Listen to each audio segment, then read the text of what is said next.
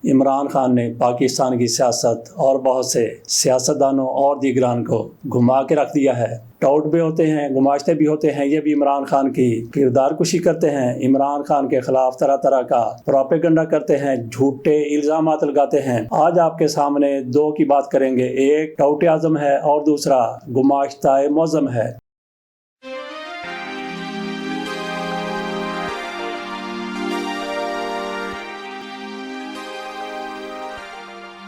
بسم اللہ الرحمن الرحیم۔ پاکستان کی سیاست عمران خان کے گرد گھوم رہی ہے۔ عمران خان نے پاکستان کی سیاست اور بہت سے سیاستدانوں اور دیگران کو گھما کے رکھ دیا ہے۔ آج عمران خان کے دو کیسز کی عدت کیس اور القادر ٹرسٹ کیس کی سماعت ہو رہی ہے۔ دیکھتے ہیں جج صاحبان دونوں کیسز میں کیا کرتے ہیں۔ جیسا کہ ہم نے کہا کہ عمران خان نے سیاست کو، سیاستدانوں کو اور کئی دیگر لوگوں کو گھما کے رکھ دیا ہے۔ عمران خان کے نام لیے بغیر کسی کی سیاسی گفتگو مکمل نہیں ہوتی، سیاسی بھی نجی بھی۔ آپ جہاں کہیں بھی چلے جائیں عمران خان کا تذکرہ ضرور ہوتا ہے۔ اسی طرح سے کچھ لوگوں کی طرف سے کچھ اپنے گماشتے چھوڑے گئے ہیں، کچھ اپنے ٹاؤٹ چھوڑے گئے ہیں۔ ٹاؤٹ بھی ہوتے ہیں، گماشتے بھی ہوتے ہیں، یہ بھی عمران خان کی کردار کشی کرتے ہیں، عمران خان کے خلاف طرح طرح کا پروپیگنڈا کرتے ہیں، جھوٹے الزامات لگاتے ہیں۔ آج آپ کے سامنے دو کی بات کریں گے، ایک ٹاؤٹ اعظم ہے اور دوسرا گماشتہ معظم ہے۔ ایک سکندر بخت ہیں اور دوسرے جواد احمد ہیں۔ ان دونوں کی طرف سے ایک ہی بات کی گئی ہے۔ سکندر بخت کی طرف سے عمران خان کو بھارت سے میچ ہارنے کا ذمہ دار قرار دیا گیا ہے۔ امریکہ سے سپر اوور میں پاکستان میچ ہار گیا، اس کی ذمہ داری بھی عمران خان پر ڈالی گئی ہے۔ یہ سکندر بخت کی طرف سے سارا کچھ کہا گیا ہے۔ وہ کہتے ہیں کہ پاکستان کے کرکٹ کا ڈھانچہ بڑا مضبوط تھا، بڑا مستحکم تھا، لیکن عمران خان کی طرف سے جو تبدیلیاں لائی گئیں اس کی وجہ سے آج یہ صورتحال ہو گئی ہے کہ پاکستان بھارت سے وہ میچ ہار جاتا ہے جس میں صرف 119 سکور بنانا تھا سپر اوور میں جانے کے لیے اور 120 سکور بنانا تھا واضح برتری کے لیے، لیکن پاکستانی ٹیم یہ سکور پورا نہ کر سکی۔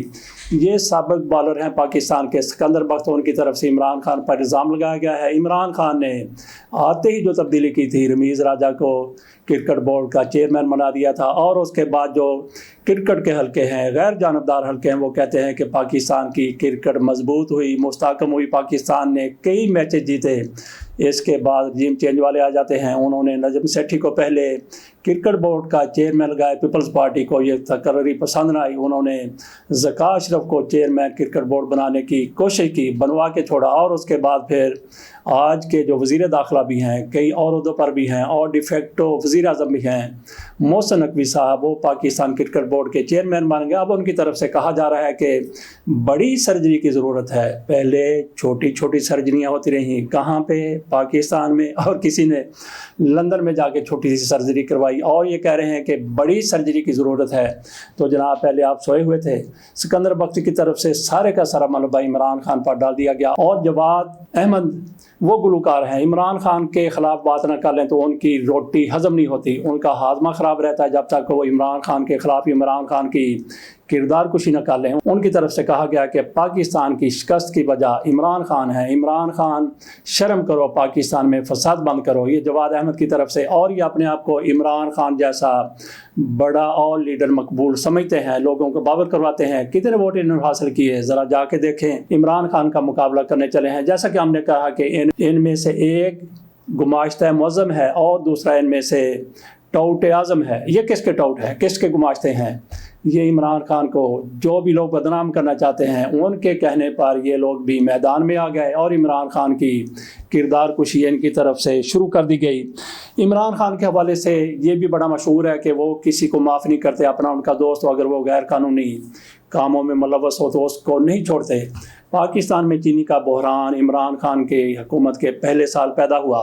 عمران خان کو پتہ چل گیا کہ کون لوگ اس میں ملوث ہیں، جیسا کہ ہمارے چینی کی اکثر ملیں کن کے پاس ہیں، ساری دنیا کا پتہ ہے۔ جہانگیر ترین میں انہوں شامل ہیں، شریف خاندان ہے، زرداری خاندان ہے، اور دیگر اسی طرح کے خاندان ہیں جن کی شوگر ملیں ہیں۔ ان کا اپنا ایک طریقہ کار ہے، ان کی اپنی ایک واردات ہے کہ ساری کی ساری چینی پہلے یہ ایکسپورٹ کر دیتے ہیں، پھر امپورٹ کرتے ہیں اور مہنگی، اور وہی چینی جو پہلے انہوں نے ایکسپورٹ کی ہوتی ہے مہنگے داموں پاکستان میں وہ چینی منگوا لی جاتی ہے۔ ان کی ملی بھگت ہوتی ہے، اور جیسے ہی ملیں چلنے کا سیزن شروع ہوتا ہے تو ان کی طرف سے انکار کر دیا جاتا ہے کہ ابھی ہم کرشنگ شروع نہیں کریں گے۔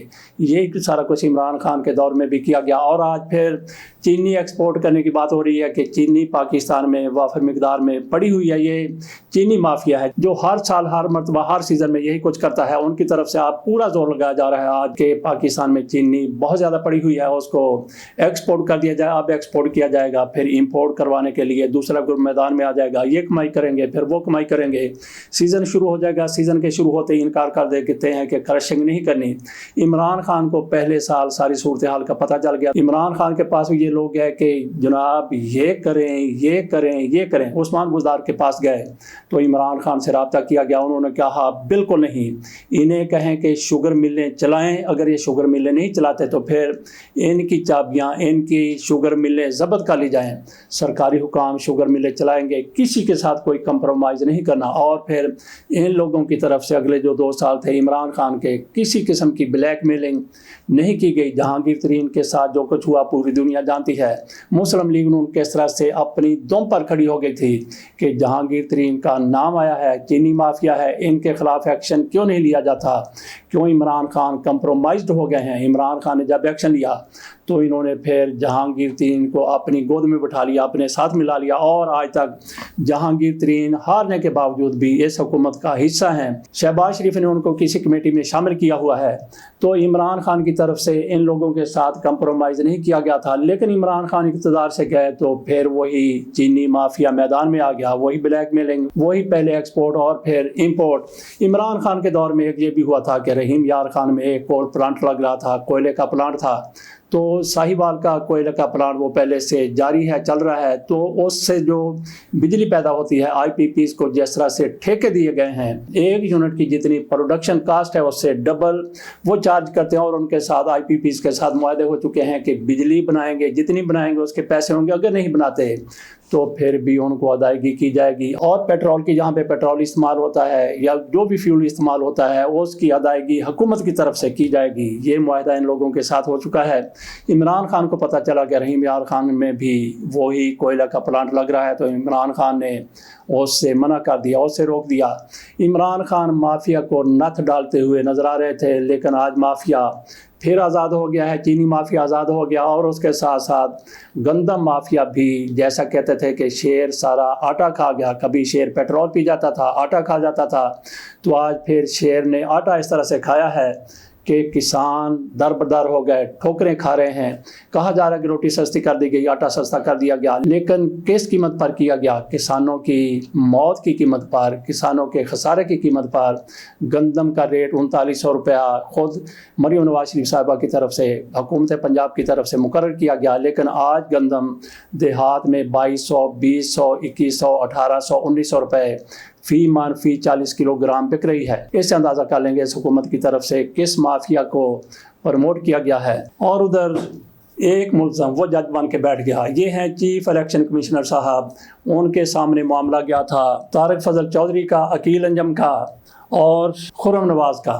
یہ معاملہ تینوں صاحبان لے کے گئے تھے۔ اس سے پہلے یہ ٹریبیونل میں معاملہ گیا تھا۔ طارق جہانگیری اسلام آباد ہائی کورٹ کے جج ہیں، ان کی طرف سے صرف ایک ہی بات کی گئی تھی کہ اپنے فارم 45 اٹیسٹڈ وہ لے آئیں، لیکن ان کی طرف سے وہ فارم 45 نہیں لے جائے گئے۔ فارم 45 ان کے پاس موجود نہیں ہے۔ باقی تحریک انصاف کے ممبران کی طرف سے، ان کے امیدواروں کی طرف سے جو جیتے ہوئے ہیں، 47 پر ہارے ہوئے ہیں، ان کی طرف سے فارم 45 وہاں پہ پیش کر دیے گئے، اور اس کے ساتھ ہی مصطفیٰ نواز کھوکھر اور دیگر پارٹیوں کی طرف سے بھی فارم 45 وہاں پہ رکھ دیے گئے۔ لیکن ان لوگوں کے پاس چونکہ فارم 45 جو اصل والے ہیں ہے ہی نہیں۔ طارق جہانگیری کی طرف سے ان سے کہا گیا تھا کہ اپنے فارم 45 لے آئیں، قرآن کے اوپر فیصلہ ہو جائے گا، لیکن یہ قرآن سے بھاگتے ہوئے بھاگے چلے گئے چیف الیکشن کمشنر کی طرف، وہاں پہ جا کے درخواست دے دی کہ ہمیں ان پر اعتماد نہیں ہے، یہ قانونی طور پر کام نہیں کر رہے، ہمیں پریشان کر رہے ہیں، ہمیں فارم 45 ہم سے مانگ رہے ہیں۔ تو اسکندر سلطان راجہ انہوں نے 3 ممبرانوں کو اپنے ساتھ بٹھایا، چوتھے خود تھے۔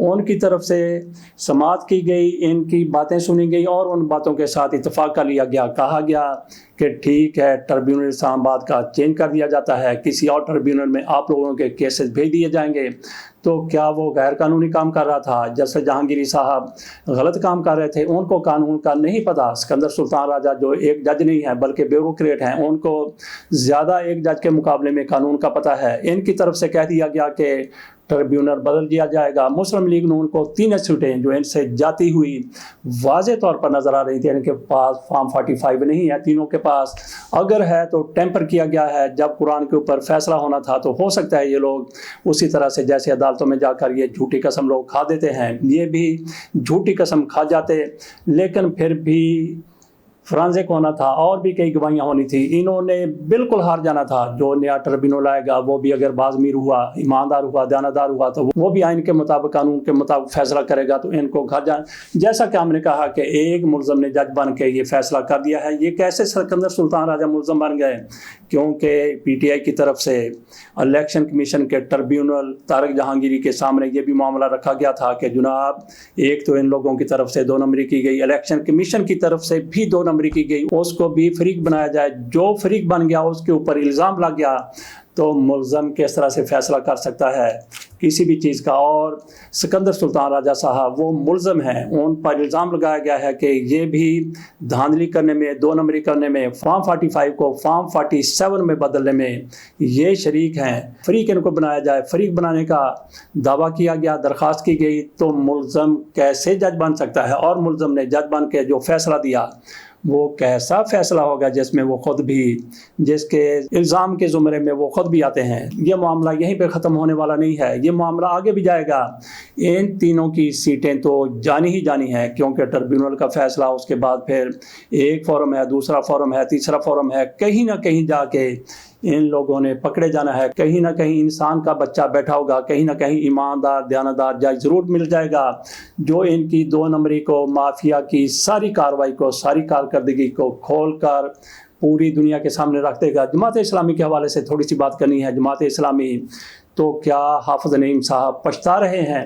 کیوں پچھتا رہے ہوں گے وہ؟ کیوں یہ ہم نے کہہ دیا کہ کیا حافظ نعیم صاحب پچھتا رہے ہیں؟ آج کل وہ جماعت اسلامی کے امیر بھی بن چکے ہیں، ان کو بھی جتا دیا گیا تھا، ان کی فتح کا بھی اعلان کر دیا گیا تھا، لیکن انہوں نے کہا کہ فارم 45 کے مطابق میں جیتا ہوا نہیں ہوں، مجھے یہ سیٹ قبول نہیں ہے، مجھے یہ جیت نہیں چاہیے، مجھے یہ فتح نہیں چاہیے، میں ہارا ہوا ہوں۔ انہوں نے وہ سیٹ قبول کرنے سے انکار کر دیا۔ اب ان کو کیا پچھتاوا ہوگا؟ یہ بات اس لیے کی ہے کہ جماعت اسلامی کے جو امیدوار وہاں پہ ہارے تھے، جب ان سے کہا گیا، شاید ان کا نام میاں اسلم ہے، جب ان سے کہا گیا کہ میاں صاحب آپ کے فارم 45 کدھر ہیں؟ انہوں نے کہا کہ میرے فارم 45 میرے پاس موجود ہیں۔ پوچھا گیا جناب آپ نے پھر ٹربیونل کے سامنے پیش کیوں نہیں کیے؟ تو ان کا فرمانا تھا، ان کا کہنا تھا کہ یہ لڑائی ہے پی ٹی آئی کی اور حکومت کی، میں اس میں فریق کیوں بنوں؟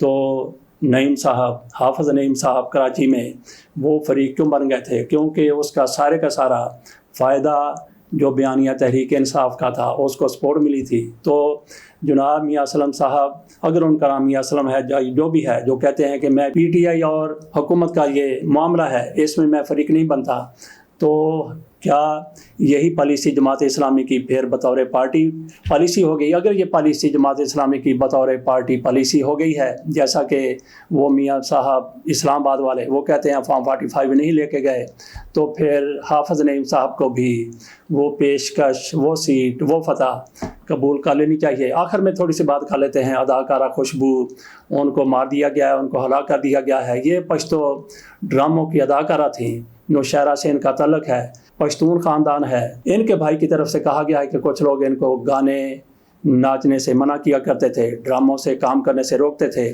لیکن انہوں نے اپنا کام جاری رکھا، تو اداکارہ خوشبو کو ہلاک کر دیا گیا، ان کی جان لے لی گئی۔ تو بہت سے لوگ کہتے ہیں کہ یہ خون ناحق ہے جو اداکارہ خوشبو کا کیا گیا ہے۔ اس کے ساتھ اجازت دیجیے اور انتظار کیجیے عمران خان کے آج کے کیسز میں کیا ہوتا ہے۔ اللہ حافظ۔